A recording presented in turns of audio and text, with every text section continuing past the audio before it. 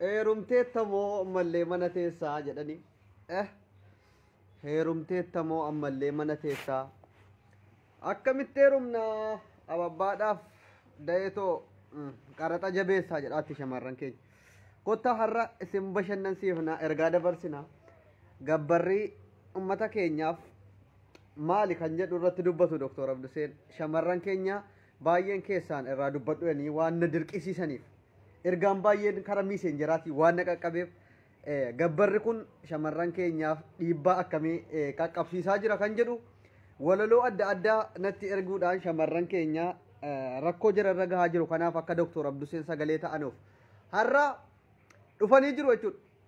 Heerumteettamoo ammallee mana teessaa jennaan akkamitti heerumna abboo maali ababbaaf deetoo qaraxa jabeessaa yoo jarri nu gaafatan ijoolleen dargaggeessaa mee maaluma qaba jedhanii wal gaggaafatu ababbaayeen deem mana keessaa jedhan. Gurbaan abbaa ebeluu kun maal fa'i qaba mana keessaa sireedhuma irra ciisan qabaa ofii mana keessaa jedhanii qaraxaan jechuudha shamarran manatti nu jala dulloomsaa jiru jechuudha. Ajaa'iba. Kanarraa dubbanna sheer godhaa nama 1,000 2,000 fidaa cal jettanii nama 190 qofaan hin taa'ina. Batalay ajandaa jedduu kana Facebook irra deemaa jiru kun Dr. Abduseen ija qalbiitiin xiinxalanii shamarran baay'een gabbarri kun baay'ee isaanii miidhaa guddaa keessa galchuudhaan akka sagalee taanuuf bakka tanaaddarku ofirraa baasee naasaadha. Baxam tanaadii jaallo. በጣም ተናደርኩ እንዴት ወይ አብዱሴኺያ ገበረ ማለ ዲሪ ባየን ሰገሌዱ ተይ ጀዴ ኬሳነት ዱፋ ጅራ በተለይ ከራ አርሲ ከነራ ዲሮኒ ባየን ሸመራን ባየን ኬሳን ነት በሬሰኒ አብዱሴኺኝ ሰገሌን ከ ዳገይቲ ቀባ አከሚት አቱ ጨልስቴኑ ላልታ ጀዳኒ ነት ዱፋ ጅሮቹ አንሙ ማሊን ጎዳ ሰገሌ ከንኮ ዱካሳ ከናን አከ ገበሪ maal godhamuu qaba kan jedhu gorsa ajaa'iba. Oh my god walaloo sana jabaadheen sin affeera jedhaatanin ture. Heerumteettamoo ammallee mana teessaa isa jedhu san heerumteettamoo ammallee mana teessaa gabbarri itti fufa noo gabbarri kana booda dhaabbachuu qaba jechuudha. Bara 2020 seenuudhaaf guyyaa 2tu hafe kana booda qambarta sabbare bageetaa sim harraan booda gabbarri jedhamu dhaabbachuu qaba. Waan ajaa'ibaati.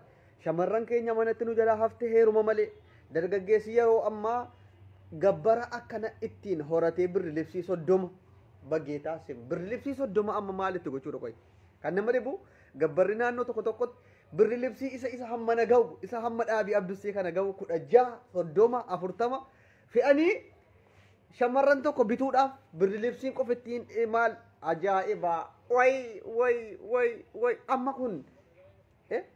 kun birri libsiin sun hariin buutikii ittiin banuuf moo maal gochuudhaaf birri libsiin kun hariin birri libsii inni gurguddaan hamma na ga'u qodaan maali shamarran tokko itti bituudha moo nuura laynii si jannata keessaa qaniin durbummaa si deebi'u fuuchuudha moo shariyaadha moo wal zarafuudha moo rakkataan hin fuudhin jechuudha moo rakkataan akka abdusee kun hin fuudhin jechuudha moo dhiirri akka inni gabbara kana birri libsii 60 70 kana sodaatee fuudha dhiisu gochuudha moo aadaadha moo amantiidha moo maal inni kan jedhu kurrifannee nuti warri dhiiraa sagalee keenya dhageessifachuun dirqama nurratti ta'a. Akkasin nu dhageessanu abdii qabna. Gabbarri nurraa dhaabbachuu qaba yoo diddan butii jalqabna jechuudha. Butii qeerroo biyyaa keessaa walii gallee shamarran gurmuurra keewwannee dhiira 2-3 taanee fuunee galuun dirqama jechuudha. Yoo isin gabbara gadi hin buustanu ta'e gabbarri yoo danda'ame jabbii tokko jibicha tokko jibicha 10,000 kuma meeqa baasu bareedaa tokko yookiin sa'ani tokko baqi akka kan keenyatti kan keenya silaayyuu rabbitu waa hundaanuyyuu akka amantiittis akka maalitti shamarran jimmaa qaaliidha. Maaliif beektu maatiin si ijoollee wal jaallannaan jaalalaa walii jilbeenfannaan waa birrilibsii 30 birrilibsii 70 birrilibsii 80 fidiin hin jiru dhugaan isinitti maali fiqiree shannifaal Rasulli Rabbis suwaakiidhaan akka wal fuudhamu eeyyamanii jiru suwaakiidhaan ati nikaa hidhachuu dandeessa.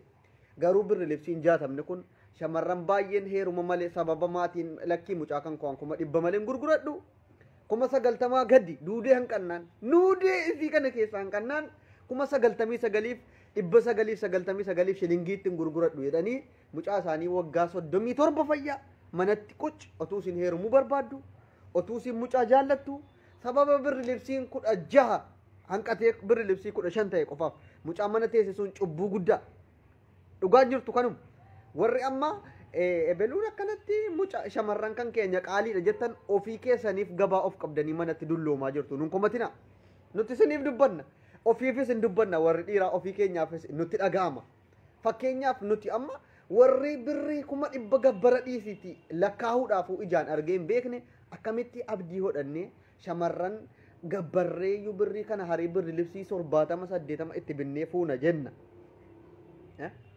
kanaafuyyuu fakkeenya nurraa fudhaan nuti ijoolleen jimmaadha shamarran jimmaatis qaaliidha garuu maali beeytu jaalalattamanu akka shari'aattis suwaakiidha yoo waan fuudhuun hin qabne jarri lama mana keessatti yoo barbaadan akaayii nyaatanii wajjina bulan yoo barbaadan birri libsii dhiisitii qullaa jara haa bulan jara lammantu wal jaallate yoo barbaadan ilmoo haa argatan haa dhiisan jaalala qofitti irratti hundaa'etiyyuu maatii atitti ergatta mucaa keessan jaalladheen jira naaf kennaa issaxxaan mucaan maal qaba mucaan gabbara birri libsii 80-70 fiduu danda'a kan jedhu hin jirula kan keenya keessa jaarsummaatti ergama mucaa jaallatteetti hayyee mucaan diinii qaba akkana hin sagadaa maali jarri lamman immoo waliif ta'aniiru wal jaallataniiru hayyee maasha Allah rabbiin wajjina jiraachisu mucaa keessan mucaan keenya jaallatee jira nikaanuuf godhaa nikaa godhama yoo jabbii tokko qabaate jabbii tokkoon nikaa godhata inni birri libsii 70 fayyaa akkanatti aysuusuutti fe'anii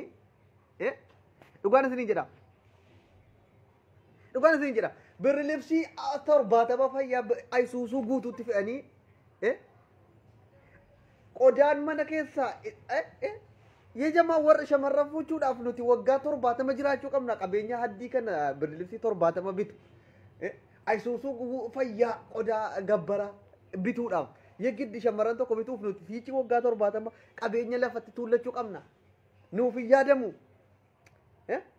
kanaafuyyuu itti yaada warri amma gabbaraan akka namni fuudha sodaatee bakkeetti fiqirii qofaan wal xaxabbasu godhaa jirtan irraa gaafatamtu tixayyaqaallachuu seenaa jalaan baatan jechuudha yoo isin diddan ummanni wal fuuchuu dhiiseetiyyuu bakkeetti wal dulloomsa wal xabbasa waan hin taane keessa galuuf deema jechuudha ummanni kun kanaafuu jabbii tokko yoo qabaates kennaafi intalli keessan jaallatteeti taanaan intalli keessan gurbaa sana jaallattee fiqiriidhaan irraa qabamtee wal jaallannaan waan barbaadan uffatanii harafan waan barbaadan haguuttatan mana keessa isin maaltu dhibe minaa gabbaachu waahii warraaf abbaan mana keessatti birri libsiin 70 qodaan mana keessaa gabbarri 100 era sheemnoo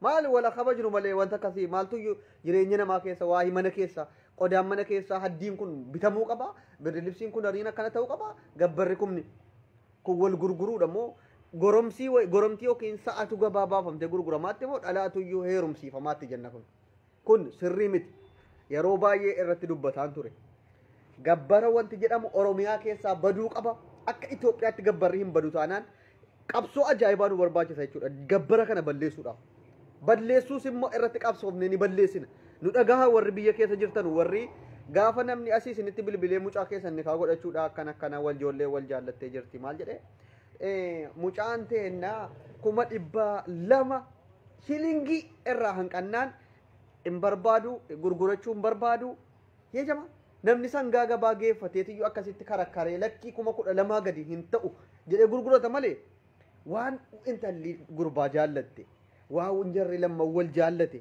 wal afaqqare yoo barbaadan jaalala keessatti garaa duwwaa namni wal jaallatu akaayii nyaatee wajjin buluu danda'a qullaa jaraa birri libsii tokkotti offatee buluu danda'a maaltu maatii keessa galchee gabbara 200 gadi mucaa kun gurguradhu jechuufidha badaame alam way fakkee amma immoo waa tokkotu deemaa jira shamarran keenya xanqaqqe balu shamarran ijoolleen sanyii mootii xanqaqqe jedha sababa kan jaraa 200 galee gurguramuu malee jedheef kan keenya shariyaadhaanis karaa hundaanuu hin danda'ama jennaan nutti ol dacha'uuf malu dhiirri jaraatis akka jiruun ol guuramee kara keenya karaa shari'aatiin fuunaa shamarran jimmaadhaa akka shari'aatti namaa kennamti addii kana 200 gaafatamu jennaan amma akka jiruun warri sikkoo maandoo kun warri kanaa gadi wal guuree kara keenya dhufuu danda'a nuti dhiira keenyaaf malee ganda biraarraa gatii kan jaraa itti qaala'ee gabbara malee fuudha intini jedheef yoo jarri dacha'anii gaara keenya jaarsummaa guurratanii dhufan hin kennina maatii keenyaaf wanti nu dhaabnu ijoollee keenya ijoolleedhuma kan keenyaaf gatii jaalalaatiin gatii rakkasaan kennaa malee kan jaraa itti qaala'ee jennaan jaarsummaa guurratanii akka shari'aatiin fuuna dhaynee iyyuu shamarran jimmaa fuuna jedhanii yoo dhufan yellab hiriiratti baaneetti ofirraa deebisna jechuudha. Akkuma isin kan keessan gabbarri kuma dhibba taanaan intini jettan keenyas gaafa isin fuuchuudhaa dhuftan kuma dhibba lama isin gaafanna nutis. Nam tokko dhufee shamarran keenya fuuchuu hin danda'u. Nu malee nu qofittiin fuudha shamarran keenya akka jaalalaatiin jilbeenfannee fi shamarran jimmaa jilbeenfannee fi jaalalaan jabbii tokko yoo qabaanne nikaa godhanneeni yoo hin qabne suwaakiidhaan nikaa godhannee kan fuudhu nu qofa. Isin keessan isinitti qaaloofnaan akka nama shari'aa reefunti jedhutti jimmaa fuuna jimmaa fiyyuu shari'aa guutinee suwaakiidhaan fuuna jettanii hin yaadina isinitti hin kenninu isinitti. Kan kennamu shamarran keenya nu qofittiidhaaf kennamti gatii rakkasaan jaalalaan fiqiriidhaan malee keessan akka fixattanii wal fixadhaa isinitti iyyinee dadhabne gabbara buusaa akka Oromiyaa guututti wal fuunaa jenne. Iyyanne dadhabne Oromiyaa guutuu wala fuudhu gabbarri hafe jimmaan arsii hafuudhu arsiin jimmaan hafuudhu yoo jettan gabbara walqixa godha. Walqixa gochuu qabdu. Shari'aadhaanis gabbara namni wal jaallannaan yookaan isin jedha. Namni wal jaallannaan maatiin keessa galuun hin barbaachisu. Dirqamaa miti maatiin keessa galee birri libsii 70 birri libsii 80 ayisuusuu tokko guutuu gaafachuun. Waa'ee mana keessaa isa guuttata booda saanii tokko tokkoon bitata. Fiqir maalat namni wal jaallatee suutaan guuttataa deema waan isa barbaachisu. Kolfuu dhiisaa tiinga godhaa dubbii jabaan dubbataa jira.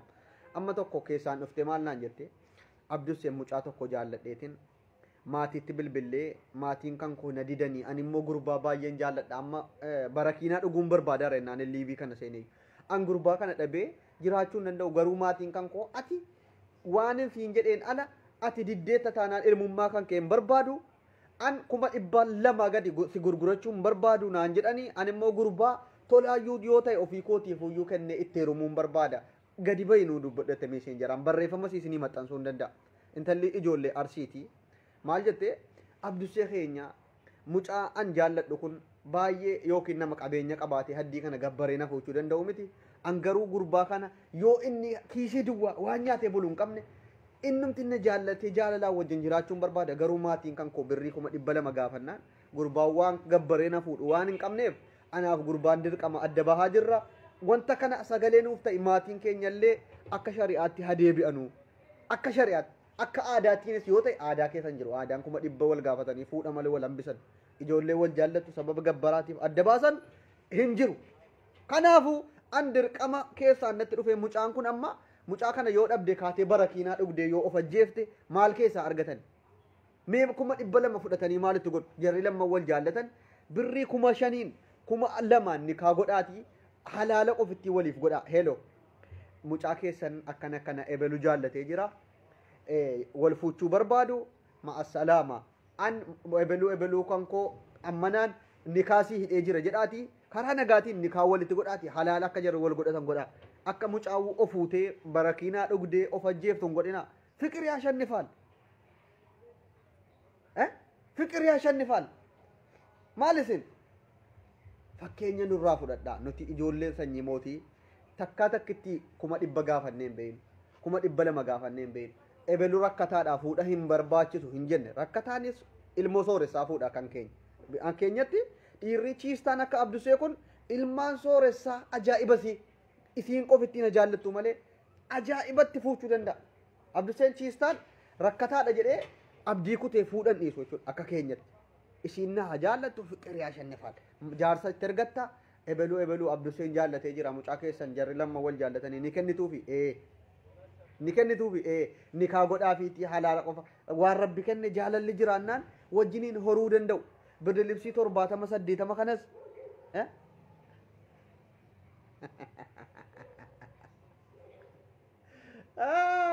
wallahi isma dhugaa sidin jedha ajandaa miti kun ajandaa irratti hojjetamuu qabu. Dhugaadha warri ajandaa akkanaa dhiisaa jettan ajandaan tokkoffaan shamarran kan keenya fuudha malee haftee booda intini jedhaa jirtu kana bultiisi akka hin banne irratti hojjetanii karaa qabsiisuudha. Dhiirri kan keenyas kan ciistaa ta'e akka fuudha dhiisee hin rakkanneef waan kana yoo sirreeffatte mana keessa sirreeffattu malee gabbaatee waa biraa dubbachuun hin ulfaata. Hin ulfaata bara. Awwala waa mana keessaa sirreeffachuudha. Waa'ee fuudhaaf heerumaa sirreessuudha. Yoo kun sirraateyyuu waa'een biraa qaqqabama. Rakkina kana mana keessatti of dhiifneetiyyuu gabbara haddii kana intinii walitti fe'aa gabrummaa ofirra walitti fe'aa akkamitti waa biraa dubbachuu dandeenya. Gabrummaa jala jirti jechuudha shamarran baay'een. Sababa maatiin kuma 200 malee itti gurguruu diduuf. Sababa otuu ijoollee wal jaallattu birrii baay'ee wal gaafachuudhaan shamarraniif dhiirri adda baanu kun gabrummaa. Siyaasa gabrummaa isa kan siyaasaa caala gabrummaan kun dura gabrummaa isa kana ofirraa cabsuun dirqama. Jaalalatti amanuu qaba uummanni Oromoo. Kutaa kamuyyuu haa ta'u jaalalaan akka ijoollee wal fuutuuf waan qabanuun nikaa wal godhatanii halaala wal godhachuu qofa. Afaan simmuriin jedha dhugaan jirtu kana bara. Akka ijoolleen halaala wal godhattu qofatti gochuu irratti hojjechuu malee birrilibsii ayisuusuu guutuu fiduu qabda. Kuma 200 gadi akkana ta'uu hi qabda jennaan kun gabrummaa irratti gabrummaa walitti fe'aa akkamitti bilisummaa haasofna re. Waa'ee bilisummaa haasa'uun dura ofii keenya haqa deeggarree gabrummaa walirraa cabsinee dhiirri keenyas jaalalaan qofatti akka fuudhu. Yoo jabbii tokko hin qabne akka suwaakiidhaan fuudhu goonee gabrummaa kana ofirraa cabsinee kaanee kara qabsootti deebina malee gabrummaa lama baadhachuun hin ulfaata. Gabrummaa amma wal fuuchuudhaaf baay'ee rakkatte ijoolleen baay'een. Kanaaf rakkoo kana ofirraa cabsuun dirqama. Intinii qabna. Nutis achii fuuchuu qabna. Arsii keessaa fuuchuun dirqama. Harargee keessaa fuuchuu qaba Jimmaan Wallaggaan fuuchuu qaba. Wallagga Jimmaan fuuchuu qaba akka Oromoo wal keessatti dhadhalchee gandummaan badu yoo gochuudhaaf ta'e. Yoo immoo Arsiin Arsii qofa haa fuudhu jedhame Arsiin Arsii malee hin fuudhu. Jimmaan malee hin fuudhu. Aadaa walii afaan waa hunda baraa deemuun hin jiru. Oromoo wal qoqqoodeetuma tura waan ta'eef akka Oromoon gandummaa kana dhiisuuf Jimmaan Arsii fuuchuu qaba. Arsiin Jimmaan fuuchuu qaba. Harargeen Jimmaan fuuchuu qaba. Jimmaan Harargee fuuchuu qaba. Gabbarri walqixa ta'e Oromoon tokko waan ta'eef kan tokko akkana ta'e kan tokko kana ta'a taanaan gandummaatu jiraata. Arsiin Arsii qofa fuuchuu qaba. Jimmaan qofa fuuchuu qaba yoo jenna ta'e isa kami Oromummaan nuti tokkummaa Oromoon tokko maaliin jedhaa iyyaa oollu hin jiru. Kanaafuu shamarran Jimmaa Arsiitti yoo heerumte akka afaan keenyaan aadaa keenya wal barsiisuudhaan waamee gandummaan badee Oromoon tokko taa deemu. Kun irratti hojjetamuu qaba gadi fageenyaan. Yoo Arsii tokko Jimmaan geessinee akkaataa marqaatti tolchan barsiifamtee akkaataa buna dhaabuu barsiifamtee afaan keenya barte maal jette ijoolleen isiirraa jettu kun Arsii fira qabdi firoomni babayyataa Oromoon gandummaan dhiisee tokkummaan deema jechuudha. Tokkoomaa deema. Tokkoomuudhaaf hundi keenyaayyuu gabbara jedhan kana waan hunda ofirraa cabsine Arsiin Arsii qofa fuuchuu qaba. Jimmaan qofa fuuchuu qaba. Harargeen Harargee qofa fuuchuu qaba. Yoo jenne bara baraan gabrummaa jala jirra jechuudha. Tokkummaan hin dhufu. Oromoon kutaa 11 ta'e kun akka tokko ta'uuf akka inni kun Wallaggaa inni kun Jimmaadha jedhamu hafuuf maal gochuu qabna? Bakka wal fuuchuu qabna. Wal keessa babaayachuu qabna. Walirraa dhalchuu qabna. Gabbarri jedhamu hafuu qaba. Bafiqir tambarkikeen jilbeenfannee waliif kufnee kaanee jaalala ofitti amannee warqii ta'ii inshaallah shamarran hundi sii warqiidha shamarran Oromoo. Shamarran Arsii warqiidha kan Jimmaa carqiidha kan Wallaggaa carqiidha. Yallam shamarran hundi kan isiin baadhatte qodaan jaraa tokkichuma hundisaa qodaan jaraa tokkicha kan Jimmaatis kan Arsiitis kan maali soba wanti ebeluu qobaatti lama baadhatee yookiin jijjiiramee daarzaanii keessaa gadi bawwa'ee hin jiru. Wanti kan Arsii warqiidha kan Wallaggaa carqiidha kan Harargee carqiidha kan Jimmama. Yallam shamarran Oromoo warqiidha yoo jenne hundisii gabbarrisiis maatii warra biyya keessaa nu dhagaha. Nu dhagaa neef sammuu keessanitti bareechaatti tinga godhaa dubbii kana. Shamarran Arsii warqiidha kan Jimmaa akkana kan Harargee akkana. Shamarran Oromoo warqiidha yoo jenne qodaan keessanis tokkicha uumaan yoo bicuusi adda adda ta'uu ta'e malee wanti kan ebeluu irratti warqiidhaan barreeffame kan ebeluu irratti carqiin barreeffame wayii hin jiru. Hundi keetu tokko shamarran kan Arsii warqii kan ebeluu maarii minaan of sobuudhanni. Sobanii ittiin akka gandummaan babal'atuuf Arsiin Arsii qofa fuuchuu qaba. 200 gabbaree Jimmaan qofa fuuchuu qaba. Jaalalaan waliif jilbeenfatee Harargeen Harargee qofa fuuchuu qaba. Maali? Hin ta'u kun. Yoo tokkummaa Oromoo feetan ta'e gandummaa isa kanaa dhiisaa. Gabbara ofirraa dhiisaa. Waa'ee inni kun carqiidhaa inni kun warqiidhaa dhiisaa. Irratti hojjedhu dhiirri rakkataan fuudha fuuchuu qaba. shamarran dhiira jaallatte heerumuu qabdi sababa gabbaraatiif adda bahuu hin qaban irratti hojjetamuu qaba. በጣም የሚገርምና የሚጨቀጭቅ ነገር ነው።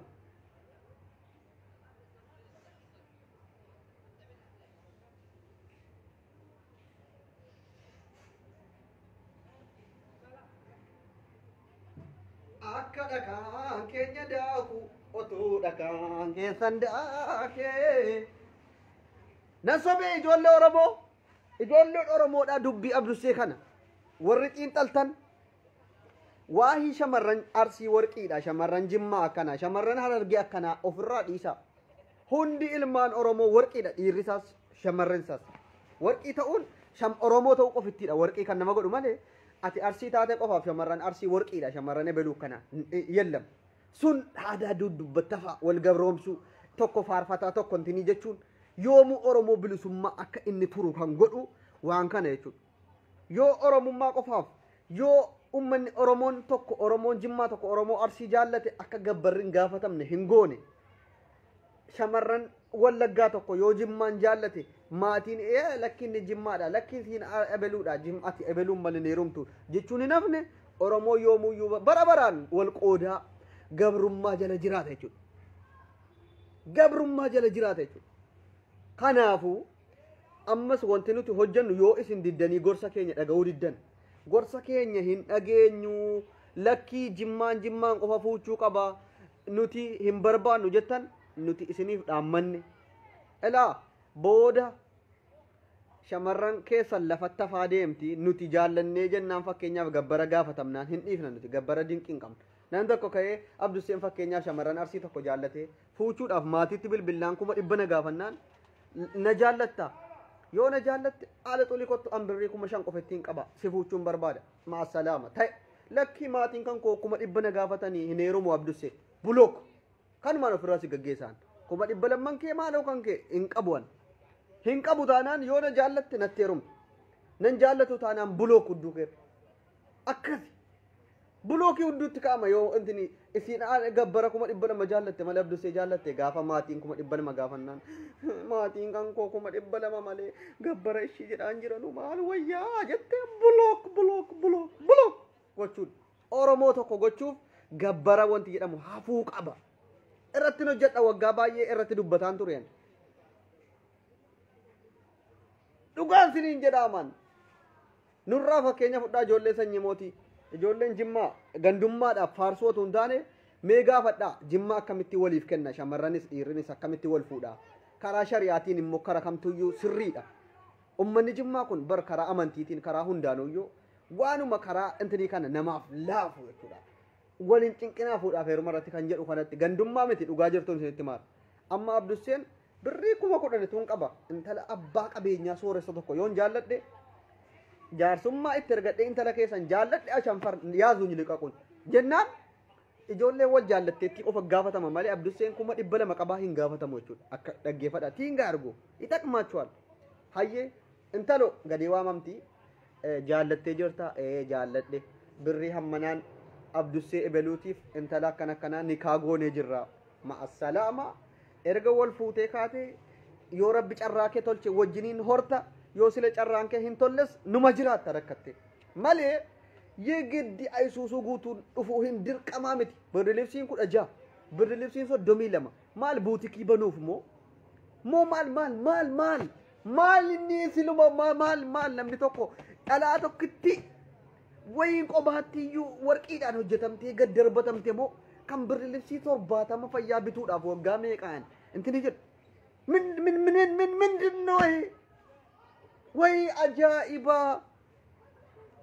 ajaa'iba warqii wahiitiin yookiin daa'imman diirraa hojjetamtee samiirraa gad darbatamte moo kan isiin achi 100 meeqa gaafatamtee birri libsiin 72 aysuusuu fayyaatti fe'ame gabbarri Ebeluu Arsii way yaadu yilika ayhonim aymachenyim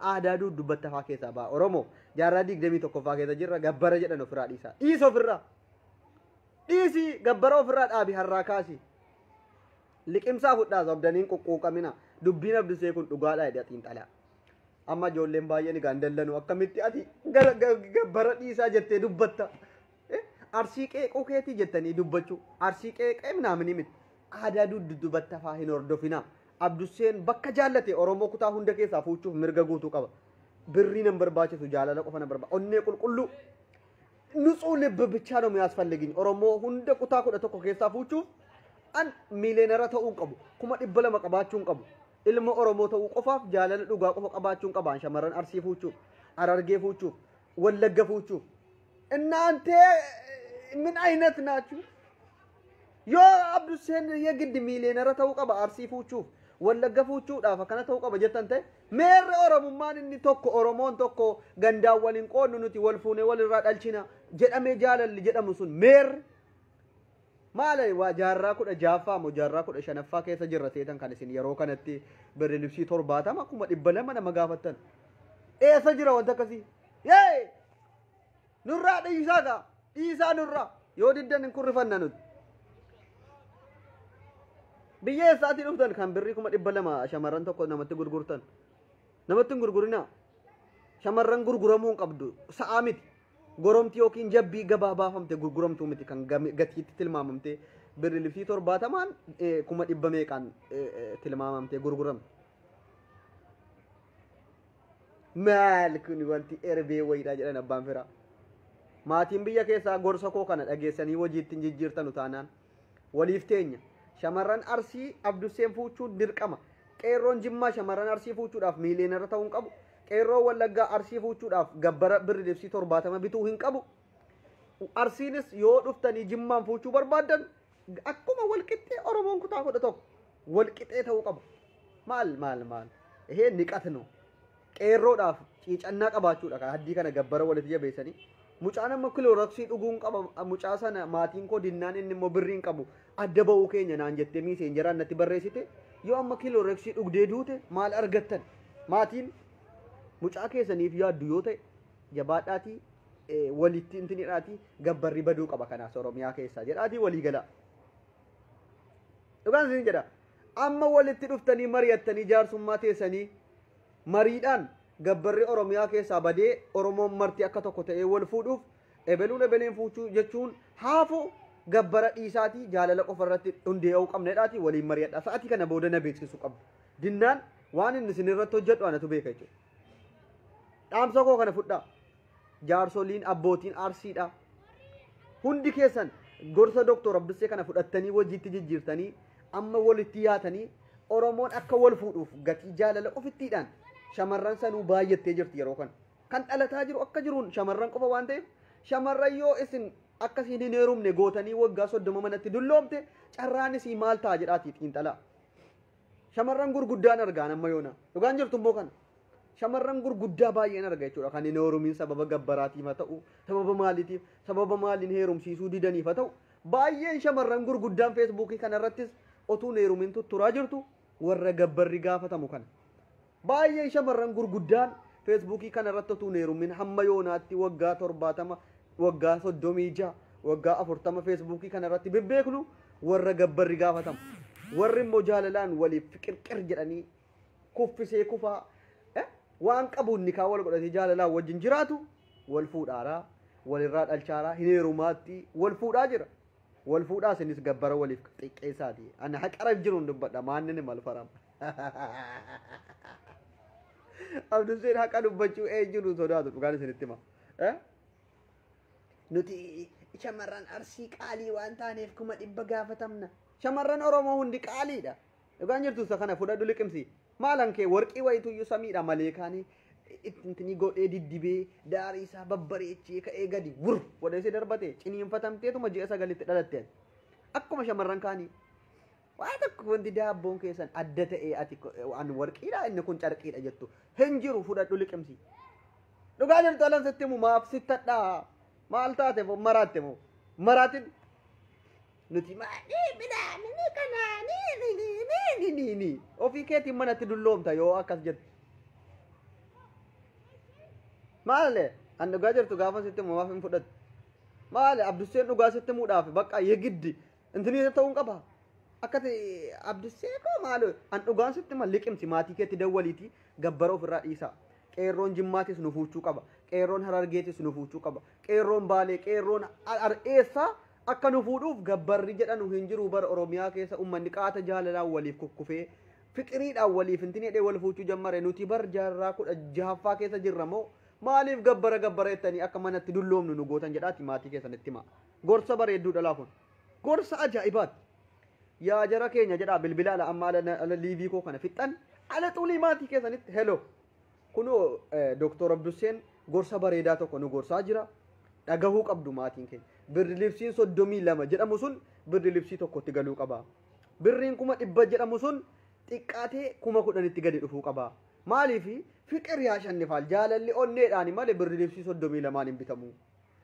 birriin 200 jaalala mi'eessuu hin danda'u mana keessatti waa jaalala fiduu hin danda'u qeerroon jimmaa otuu jaalala keenya qabdu baay'eenis guma 200 nu gaafatu birri libsii 32 40 nu gaafatu jettee nu fuuchuu dhiiftee jaalala keenya sodaattee taatti nuti immoo carraa nuti qabnu heerumteettamoo ammallee mana teessaa jedhanii gaafa walaloodhaan nu gaafatanu akkamitti heerumna ababbaaf deetoo gabbara jabeessaa jedhanii akkas jedhaa jiru jedhaati dawwalaati hubachiisa amma sa'atii kanarraa kaasaati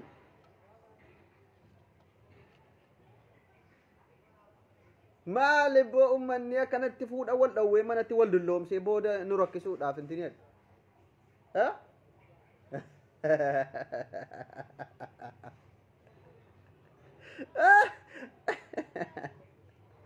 indallan ugaadha baay'een jaraa sukkaarri dhibba gala jechuudha kana booda immoo isinitti mudda yoo isin hin qajeeltanu ta'e qajeeluu qabdu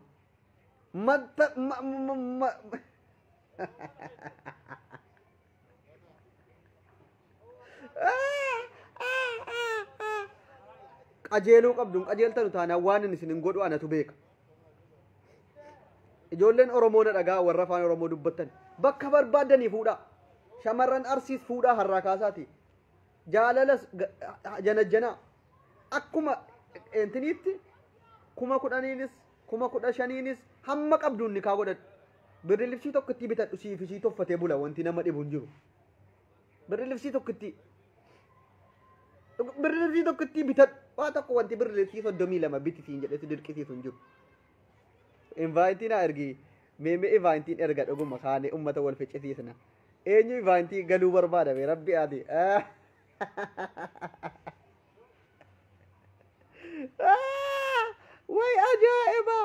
way ajaa'iba mee kottaa kan warri gabbarri hafuun qabu aadaadha moo amantiitu iyyuu eeyyamame kottaa irratti wal fixna mee maalumaaf iyyuu gabbarri hin hafuutte lakkoota tokko barreessaa warri intin jettan warri immoo nama arrabsus jira bar ajaa'iba bar warra reef feesbuukiitti as ba'uudha warri nama arrabsu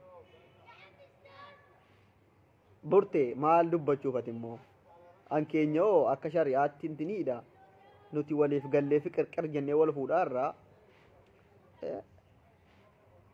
sittin diina